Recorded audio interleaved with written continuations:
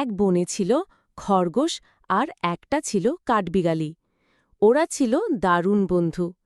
খরগোশটা ছিল খুব শান্ত আর ধীরে সুস্থে কাজ করত। অন্যদিকে কাঠবিড়ালিটা ছিল ভীষণ চঞ্চল, সারাক্ষণ ছোটাছুটি করত। একদিন দুই বন্ধু মিলে ঠিক করল তারা জঙ্গলের সবচেয়ে উঁচু গাছে উঠবে।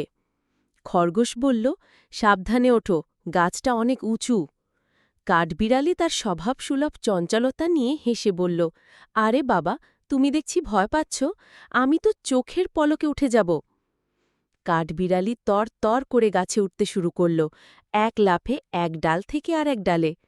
কিন্তু খরগোশ ধীরে ধীরে সাবধানে উঠছিল। একটু পরেই কাঠবিড়ালি হাঁপিয়ে গেল। সে দেখল খরগোশ তার চেয়ে নিচে থাকলেও সে একটানা উপরে উঠে আসছে। শেষমেশ খরগোশই মগডালে সবার আগে পৌঁছাল। কাঠবিড়ালি অবাক হয়ে দেখল খরগোশ তার আগেই পৌঁছে গেছে। কাঠবিড়ালি জিজ্ঞেস করল, এটা কি করে সম্ভব? আমি তো তোমার চেয়ে দ্রুত উঠছিলাম। খরগোশ হাসল আর বলল, আমি দ্রুত ছিলাম না, কিন্তু আমি থামিনি।